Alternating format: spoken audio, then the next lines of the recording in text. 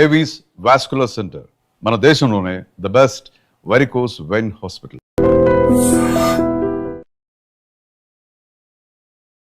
నమస్కారం, welcome to I dream. నేను మీ ఝాన్సీ. అయితే చాలా మందిలో లో బీపీ, హై బీపీ అని చెప్తూ ఉంటారు, వింటూ ఉంటాము. ఈ లో బీపీ ఉన్నప్పుడు అకస్మాత్తుగా కళ్ళు తిరిగి పడిపోవడం, చాలా హెల్త్ ఇష్యూస్ రావడం, ఇవన్నీ చూస్తూ ఉంటాము. మరి ఆయుర్వేదంలో లో బీపీ కానివ్వండి, హై బీపీ కానివ్వండి, ఎలాంటి వైద్యపరమైన సూచనలు మనం తెలుసుకోవచ్చు?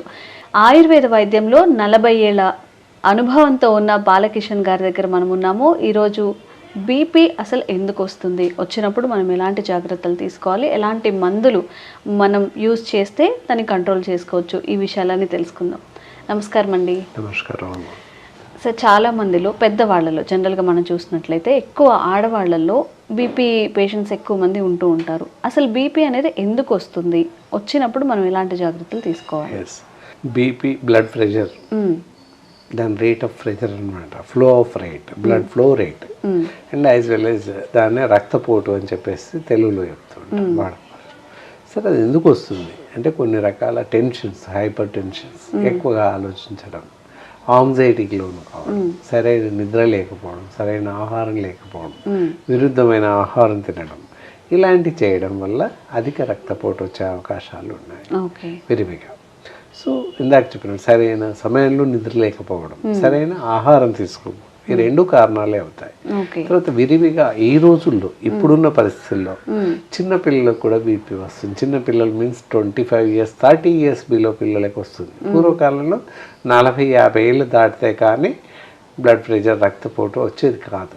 ఇప్పుడు జస్ట్ 35-30 years వాళ్ళకు కూడా హార్ట్ అటాక్స్ వస్తున్నాయి, as well as blood pressure, రక్తపోటు, అధిక రక్తపోటు పెరుగుతుంది.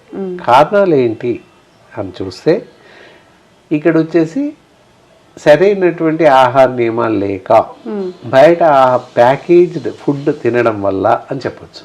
ఎక్కువగా బేకరీ ఐటమ్స్, పిజ్జాస్, బర్గర్స్, అలాగే నూడిల్స్, ఫాస్ట్ ఫుడ్ సెంటర్లో లభించే నూడిల్స్, ఇలాంటివి ఎక్కువగా విరివిగా తినడం వల్ల ఈ బ్లడ్ ప్రెషర్ వస్తుంది. బేకరీ ఐటమ్స్లో అన్నిట్లోనూ కూడా ఆర్టిఫిషియల్ సాల్ట్, ఆర్టిఫిషియల్ షుగర్స్ కలుస్తూ ఉంటాయి. సో వీటి వల్ల అత్యధికంగా రక్తపోటుకి లోనవుతున్నారు, యువత లోనవుతున్నారు మరీ ముఖ్యంగా. కాబట్టి అలాంటి ఆహారం తీసుకోకూడదు, అంతే. పెద్దవాళ్ళైనా ఎవరైనా సాధారణంగా ఇంట్లో ఉన్న వాళ్ళు కూడా ఈ రోజుల్లో ఏమేమి ఇంట్లో ఉన్నా కూడా వారానికి ఒకసారో 15 రోజులకు ఒకసారో బేకరీ ఐటమ్స్ తెచ్చుకొని తినడం అలవాటు అయిపోయింది. సో అది ఒక అలవాటుగా మారిపోయింది. బయట నుంచి ఫుడ్ తెచ్చుకోవడం, వారంలో ఒకసారి తింటే ఏమవుద్దులే, 10 రోజులకు తింటే ఏమవుద్దులే అని చెప్పేసి బేకరీకి వెళ్ళడం, బిస్కెట్స్ తేవడం, సమోసాలు తెచ్చుకోవడం, ఇలాంటి ఆర్టిఫిషియల్ ఫుడ్ తినడం జరుగుతుంది. పిజ్జాస్, బర్గర్స్, చీజ్, ఇలాంటివన్నీ కూడా శరీరానికి హాని చేసేటటువంటివే కాబట్టి తినకూడదు. ఓకే. ఇప్పుడు పిల్లల్లో కాకుండా గృహిణులు ఉంటారు, ఇంట్లో ఉన్న వాళ్ళకి ఎందుకు వస్తుంది? మేబీ వాళ్ళు కూడా ఎక్కువ జంక్ ఫుడ్ తీసుకోకపోవచ్చు. ఎస్, తీసుకునే వాళ్ళకి వస్తుంది అంటే ఒక అర్థం. తీసుకునే వాళ్ళకి ఎందుకు వస్తుంది మీ క్వశ్చన్. ఎందుకు వస్తుంది అంటే ఎక్కువ ఆలోచనలు, ఆంగ్జైటీకి లోన్ అవ్వడం, ఎలా అవుతుందో ఏమో, నాకు పిల్లలు లేరు అని, లేకపోతే మా ఆయన లేట్గా వస్తున్నాడు, పని త్వరగా తెమలడం లేదు, లేదా ఆ మానసిక ఒత్తిడి, ఆందోళన అనేది, ఆంగ్జైటీ, ఆందోళన, ఏం దానికి వస్తుంది. ఎక్కువగా ఆలోచించడం, అతిగా ఆలోచించడం, ఇవన్నీ బర్డెన్స్ ఉంటాయి గృహిణికి. కొంతమంది తేలిగ్గా తీసుకుంటారు, కొంతమంది ఏమో వాటిని బరువుగా తీసుకుంటారు. బరువుగా మీన్స్ మానసికంగా ఎక్కువ మనసుతో ఆలోచిస్తుంటారు. పిల్లలు చాలా అల్లరి చేస్తున్నారు, పిల్లలు మాట వినట్లేదు, ఇలాంటివన్నీ కూడా ఎక్కువగా ఆలోచిస్తారు. ప్రతి చిన్న విషయాన్ని కూడా ఎక్కువగా ఆలోచిస్తూ ఉంటారు కనుక ఆందోళనకు లోనవుతారు. ఆందోళనకు లోనవడం వల్ల హైపర్ టెన్షన్, హైపర్ఎక్సియా, యాంగ్జైటీ ఇవన్నీ ఏర్పడి రక్తపోటుకు వెళ్ళే అవకాశం ఉంది. జనరల్గా ఏంటంటే మామూలుగా 40 years లోపు వాళ్ళకి 120 వరకు ఉండొచ్చు, 120/80 అని చెప్తూ ఉంటాం. ఆ స్టేజ్లో ఉండొచ్చు. 40 years దాటిన వాళ్ళకి 140/80 ఉంటుంది రక్తపోటు. అలా ఉంటే ఎలాంటి ప్రమాదం లేదు. సార్, అయితే ఇంట్లో ఎవరైతే మన మదర్స్ కానీ ఆడవాళ్ళు ఎవరైతే ఉంటారో వాళ్ళు సరిగ్గా తినరు టైంకి. ఇంట్లో అందరూ తిన్న తర్వాత ఆ ఉన్నదేదో తింటూ ఉంటారు. మరి అలాంటప్పుడు కూడా వాళ్ళకి న్యూట్రిషన్ ఫుడ్ కానీ అవన్నీ తీసుకోరు. వాళ్ళు వాళ్ళ లైఫ్లో ఎలాంటి మార్పులు చేసుకుంటే ఆహార నియమాలు పాటిస్తే మంచిది అంటారు? ఎస్, మీరు అడిగినటువంటి ప్రశ్నలోనే ఆన్సర్ దాగి ఉందని చెప్పొచ్చు. ఎలా అంటే గృహిణులు వాస్తవంగా సరే ఇప్పుడు పర్వాలేదు, ఇంతకు పూర్వకాలం అయితే అందరూ భోంచేశాక చివరిలో మిగిలితే తినేవాళ్ళు, లేదా అసలు తినకుండా ఉన్న సందర్భాలు ఉన్నాయి. అలా చేయడం వల్ల ఏంటంటే మానసికంగా శారీరకంగా అన్ని విధాలు నష్టపోవడానికి అవకాశం ఉంటుంది. సో ఎనర్జెటిక్ ఫుడ్ అందే అవకాశం లేదు, పోషక విలువలు ఉన్నటువంటి ఆహారం అందడం లేదు అని చెప్పచ్చు అక్కడ. ఇప్పుడు ఈ మధ్య కాలంలో అలాంటి పరిస్థితి లేదు. పెద్దవాళ్ళు అయినట్టయితే పెద్దవాళ్ళకి ముందు ప్రియారిటీ, భోజనం చేస్తున్నప్పుడు ముందు వాళ్ళకి పెట్టేసి కొన్ని కుటుంబాల్లో అసలు పూర్తి అలక్ష్యం, అసలే పట్టించుకున్న సందర్భాలు లేవు, అవి చూస్తున్నాం. సహజంగా ఎక్కువ మంది మాత్రం పెద్దవాళ్ళు ఉన్న ఇళ్లలో పెద్దవాళ్ళకి ముందు వాళ్ళకి, ఎందుకంటే పెద్దవాళ్ళు ఉంటారు అలసి కష్టం అవుతుంది అనే ఉద్దేశంతో ముందు వాళ్ళకి భోజనం పెట్టిపించి వాళ్ళు చేశాక మిగతా ఇంట్లో అందరం ఒకేసారి కూర్చొని తినడం జరుగుతుంది. పిల్లలు పెద్దవాళ్ళు ఇంట్లో ఉన్న వాళ్ళందరం ఒకేసారి భోజనం చేస్తున్న సందర్భాలు. సో దానివల్ల హెచ్చు తగ్గులు అనేవి జరిగే అవకాశాలు లేవు దాదాపుగా ఇప్పుడున్న పరిస్థితుల్లో. సమాజంలో చాలా మార్పులు వచ్చాయి కనుక అలాంటి నష్టం ఏం లేదు. కాకపోతే ఇక్కడ ఇంకొకటి కూడా చిక్కుంది. ఏంటి అంటే మీరు ఇందాక చెప్పినట్టు అల్ప రక్తపోటు, అంటే బీపీ తగ్గిపోవడం జరుగుతూ ఉంటుంది. ఎందువల్ల అంటే రక్తహీనతతో బాధపడుతుంటారు వాళ్ళు ఒరిజినల్లీ, అది చూసుకోరు. దానివల్ల రక్తపోటు తగ్గిపోయే అవకాశం ఉంటుంది.